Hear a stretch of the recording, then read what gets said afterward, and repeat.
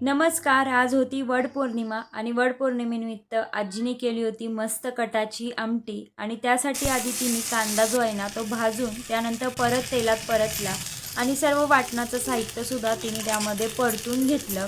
त्यानंतर बघा तिने ते थंड केलं. वाटण जे आहे ना ते थंड करूनच वाटायचं, त्यामुळे आमटी आहे ना आपली कडवट होणार नाही.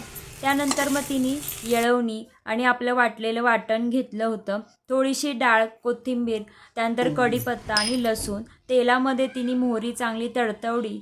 त्यानंतर हिंग घातलं, हळद घातली, लाल मिरची पावडर, कढीपत्ता, कांदा, लसूण मसाला हे सर्व मसाले घालून त्यामध्ये वाटण चांगलं परतून घेतलं तेल येईपर्यंत. त्यानंतर बघा तिने जी शिजलेली डाळ होती आपली पुरणाची ती यामध्ये घातली. थोडंसं गरम पाणी घातलं आणि चवीपुरतं मीठ घातलं आणि मग तिने छान आमटीला उकळी आणून घेतली आणि तयार झाली आहे बघा आपली आमटी. तुम्हीसुद्धा नक्की ट्राय करा.